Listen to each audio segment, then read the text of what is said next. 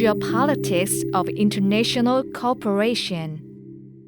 In 1969, a nationwide parasite eradication program was launched in Korea. At the time, surveys showed that the positive rate of worms in the country was 90.5%, and that the infection rate of multiple parasites was as high as 150%. With the enactment of the Parasite Prevention Act in 1966, the legal basis for the control program was laid.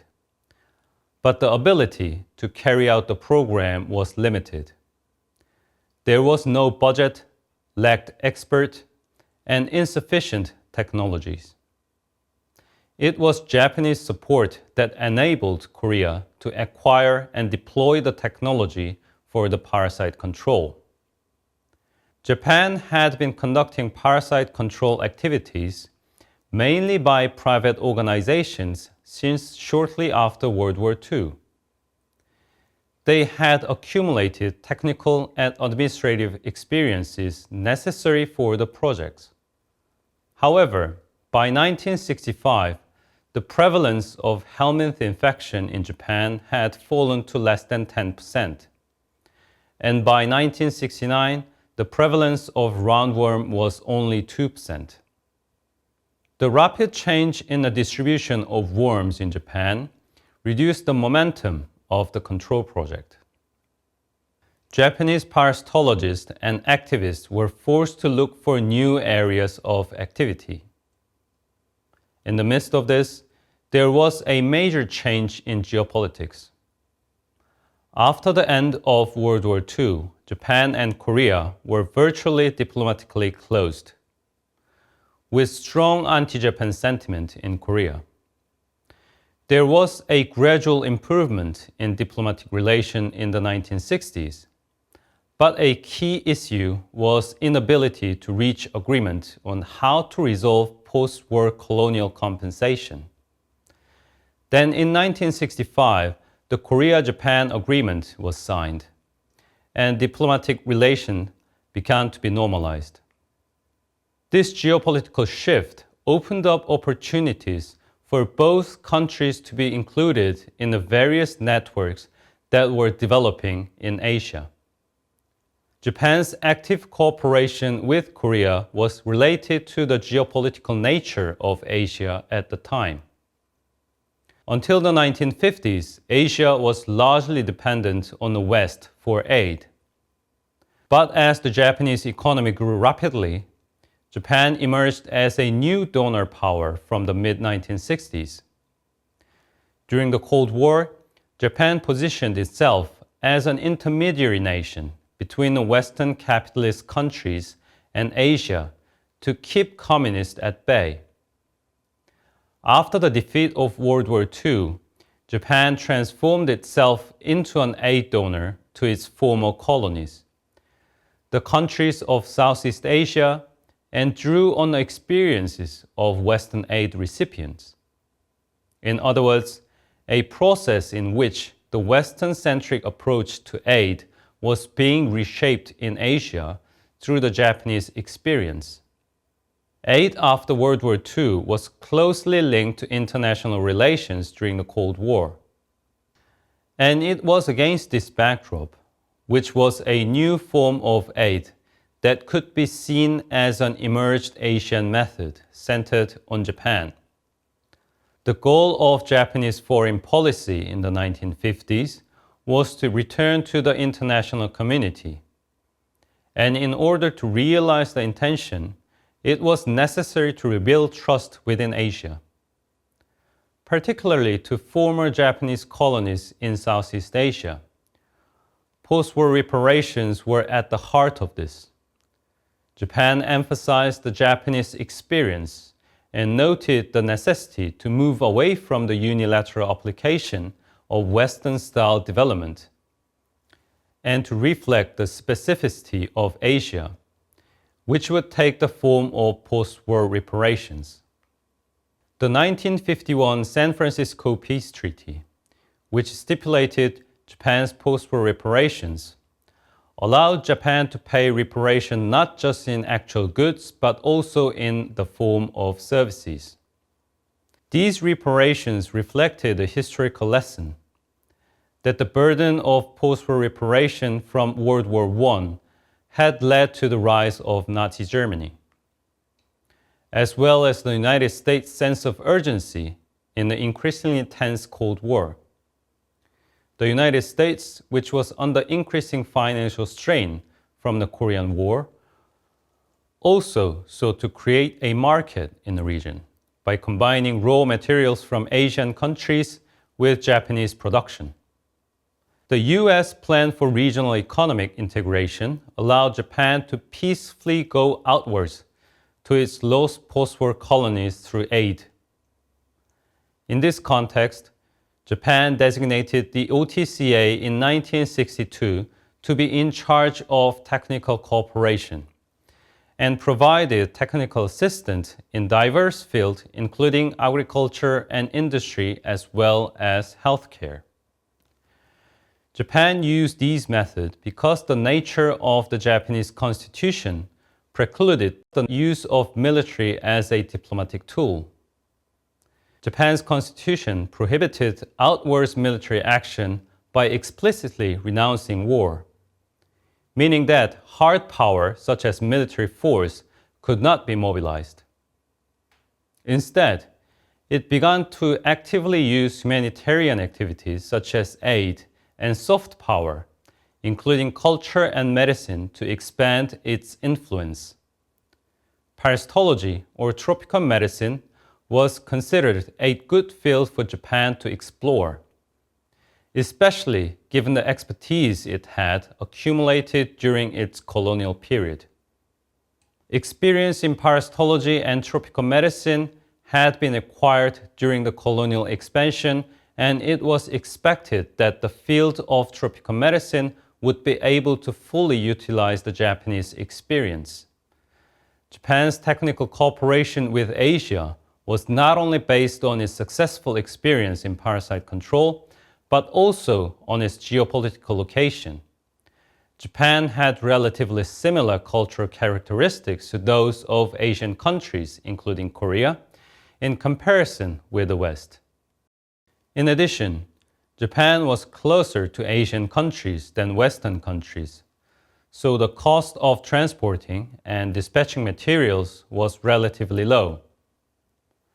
This had an advantage of reducing the cost that the recipient country had to bear, such as the costs for the stay of the dispatched experts. Testing techniques. Another important aspect was technical support. Prior to Japanese technical assistance in 1969, the method used in Korea to test stool sample was the flotation method, in which each stool sample was placed in a solution and the parasite eggs then floated to the surface were observed. This was time-consuming, and the cost of the solution needed to process the sample was high. It was not practical to test millions of students a year. Also, the cover glass needed to view this under a microscope was problematic. Because the stool contained impurities such as grains and sands, the cover glass made of thin glass would be often break when placed on top of the stool. And this also added a cost. But the method brought from Japan was to use thin cellophane. When the cellophane is soaked in glycerin, it becomes transparent but flexible and tough. This cellophane was then placed over the stool to be tested, pressed down, and allowed to dry for a few hours before it could be tested. It was not broken and was much cheaper. The downside of this method was that it left more debris than previous method, leading to a higher error rate in testing. For example, pollen left in a stool would look very similar to parasite eggs when viewed under a microscope. But it was not only very cheap, but also had advantage to process large samples in a short time, which was essential for a nationwide operation with millions of people. Other devices for processing large numbers of samples were also introduced. Factory-style processing techniques were also introduced at this time. And those were like Ford-style conveyor belt work lines. When stool bags were collected from schools, they were first sorted by school and grade, and the submissions were checked against the attendance register. Another team then removed feces and prepared them on slides. The samples were then transferred to the giant desiccator and ready to be examined.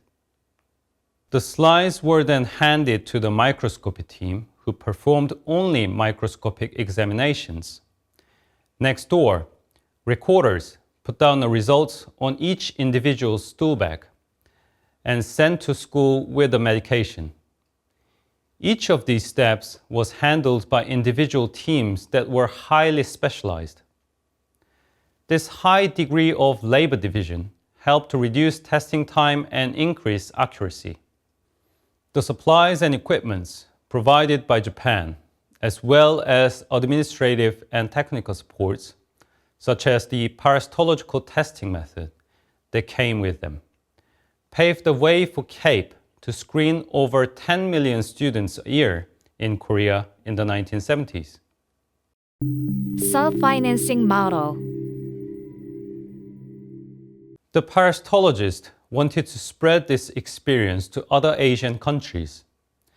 They used the family planning programs of the late 1970s, which had the largest resources in the medical aid at the time. What they proposed was an integrated program that combined parasite eradication with family planning. The advantages of the integrated approach was that it immediately made people aware of the parasites, made them aware of the importance of healthcare, and in turn, increased their trust in the workers delivering family planning. From the beginning of the program, Korea and Japan had been visiting communities with doctors, flushing the parasites out of the body and showing them to people as they were. In that sense, the roundworm was a great health education tool.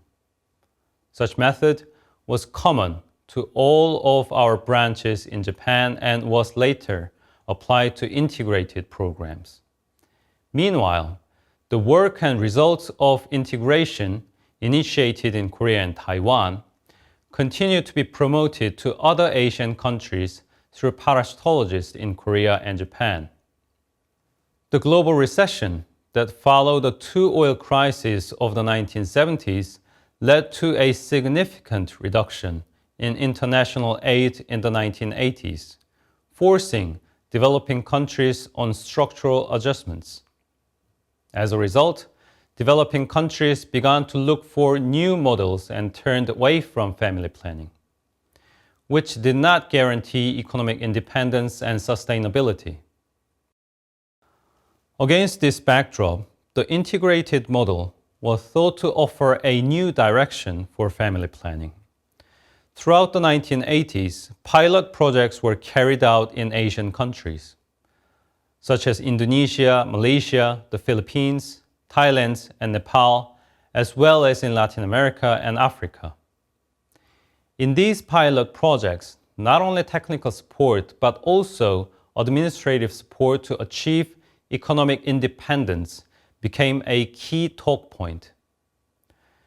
There were also more practical reasons for developing this new model of blending family planning and parasite control. Parasite control alone was unlikely to ensure the sustainability of the organization.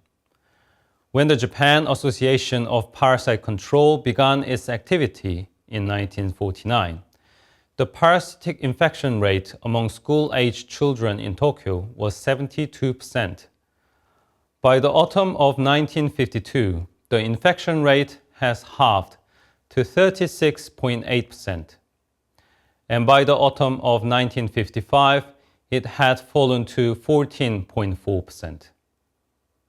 The economic development and improvement in living conditions that occurred around the same time as the parasite control project led to a sharp decline in the infection rate, which threatened the existence of the society.